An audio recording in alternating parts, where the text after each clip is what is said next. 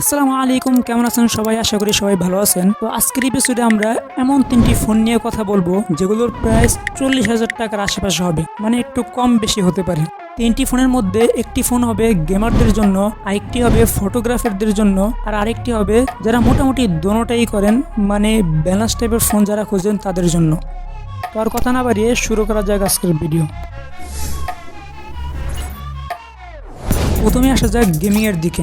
যারা উঠতে বসতে খাইতে বাথরুম করতে প্রস্রাব করতে, মানে এক কথায় দিনে ও রাতের অনেকটা টাইমই গেমই খেলেন, তাদের জন্য তো অনেক টাইম এবং সাথে করা পারফরমেন্স দোনোটা মাথায় আনলে প্রথমেই যেটা মনে পড়ে সেটা হলো আইকিউ নিউ 10।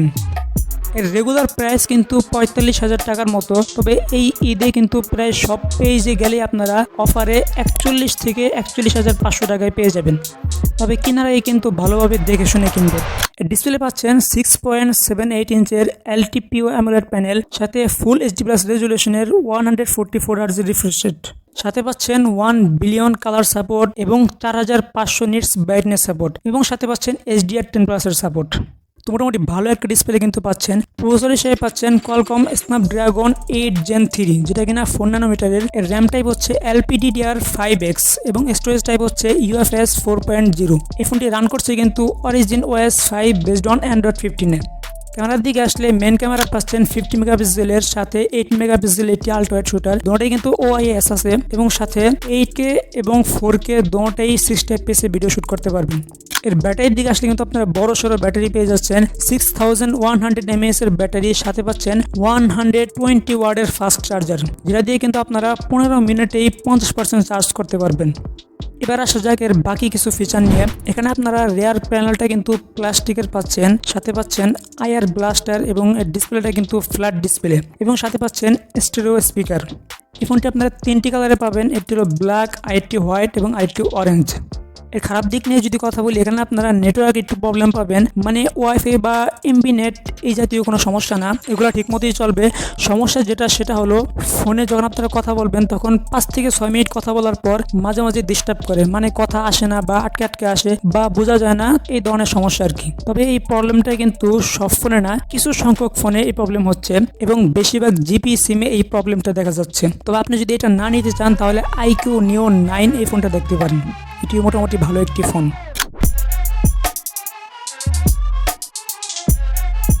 এটা ছিল গেমারদের জন্য। এবার আসা যাক যারা ফটোগ্রাফি করেন বা ভিডিওগ্রাফি করেন তাদের দিকে। তো যারা ফটোগ্রাফি বা ভিডিওগ্রাফি করেন তাদের জন্য এই বাজেট পয়েন্টে যে ফোনটা বেস্ট হবে সেটা হলো Honor 200। এর রেগুলার প্রাইস আপনারা 40,000 টাকায় পাবেন, তবে এই ঈদে অফারে কিন্তু আপনারা 35 থেকে 36,000 টাকার ভিতরে পেয়ে যাবেন এই ফোনটি।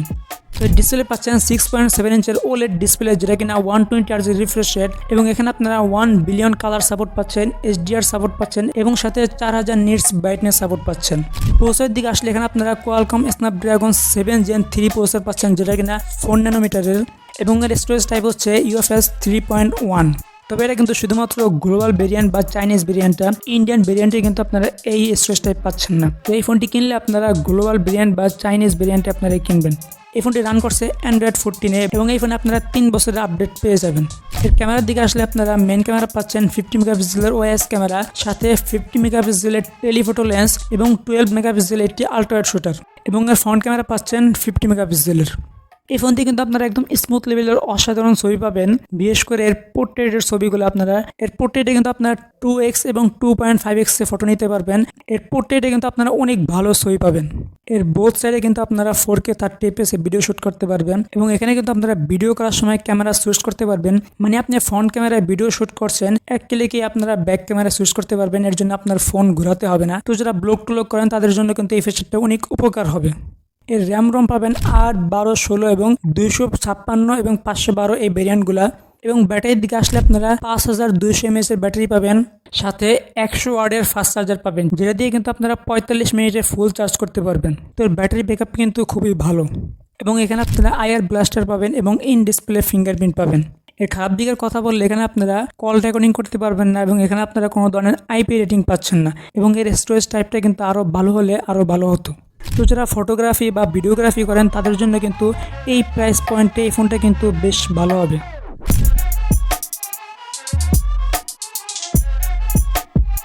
এবার আসা যাক অলরাউন্ডার ফোনের কাছে, মানে যারা একটি ব্যালেন্সড ফোন খুঁজছেন এই প্রাইস পয়েন্টে তাদের জন্য এই ফোনটি। তো এই প্রাইস পয়েন্টে সব দিক দিয়ে ভালো কিছু প্রেফার করছে যে ফোনটি, সেটা হলো IQ Z9 টার্বো। এর 12/256 GB ভেরিয়েন্টটা 34 থেকে 35,000 টাকায় পেয়ে যাবেন।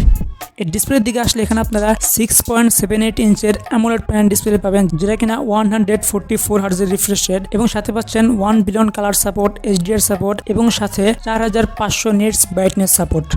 এর প্রসেসরের দিকে আসলে এখানে আপনারা Qualcomm Snapdragon 8S Gen 3 processor পাবেন, যেটা কিনা 4 ন্যানোমিটারের। এর স্টোরেজ টাইপ হচ্ছে UFS 4.0 এবং এই ফোনটি Android 14 এ রান করছে। ক্যামেরার দিকে আসলে আপনারা 50 মেগাপিক্সেলের মেন ক্যামেরা পেয়ে যাবেন এবং 8 মেগাপিক্সেলের আল্ট্রা ওয়াইড শুটার পেয়ে যাবেন, এবং ফ্রন্ট ক্যামেরা পাবেন 16 মেগাপিক্সেলের, এবং এখানে কিন্তু আপনারা 4K 60 fps এ ভিডিও শুট করতে পারবেন। এর ভিডিও কোয়ালিটি মোটামুটি ভালোই এবং এর ফটো কোয়ালিটিও মোটামুটি অস্থির লেভেলের, এবং এখানে আপনারা 12, 16 এবং 256, 512 এই ভেরিয়েন্টগুলো পেয়ে যাবেন। ব্যাটারির দিকে আসলে এখানে কিন্তু আপনারা 6000 mAh এর ব্যাটারি পাবেন, সাথে 80 ওয়াটের ফাস্ট চার্জার পাবেন। এর ব্যাটারি ব্যাকআপ কিন্তু খুবই ভালো। বাড়তি ফিচারের দিকে আসলে এখানে আপনারা সেকেন্ডারি নয়েজ ক্যান্সেলেশন পাচ্ছেন, সাথে আয়ার ব্লাস্টার পাচ্ছেন এবং IP64 রেটিং পাচ্ছেন, এবং সাথে পাচ্ছেন স্টেরিও স্পিকার। তো এর প্রত্যেকটা ফিচার কিন্তু এই প্রাইস পয়েন্টে ভ্যালু ফর মানি বলা যায়। মানে এখানে আপনারা ক্যামেরা বলেন, প্রসেসর বলেন, ডিসপ্লে বলেন, সবকিছু দিয়ে কিন্তু আপনারা ভালো লেভেলের পারফরমেন্স পাচ্ছেন। তো এই প্রাইস পয়েন্টে যদি আপনারা ব্যালেন্সড একটি ফোন কিনতে চান তাহলে IQ Z9 টার্বো এই ফোনটি দেখতে পারেন। এই ছিল 40K বাজেট প্রাইস পয়েন্টে বেস্ট 3টি ফোন, গেমিং, ফটো এবং অলরাউন্ডার। আপনার মতে 40,000 টাকা প্রাইস পয়েন্টে কোন ফোনটি বেটার আপনি কমেন্ট করে জানাতে পারেন। আজকের ভিডিও এই পর্যন্তই, দেখা হবে নতুন কোনো ভিডিওতে। ততক্ষণ পর্যন্ত ভালো থাকবেন, সুস্থ থাকবেন, আল্লাহ হাফেজ।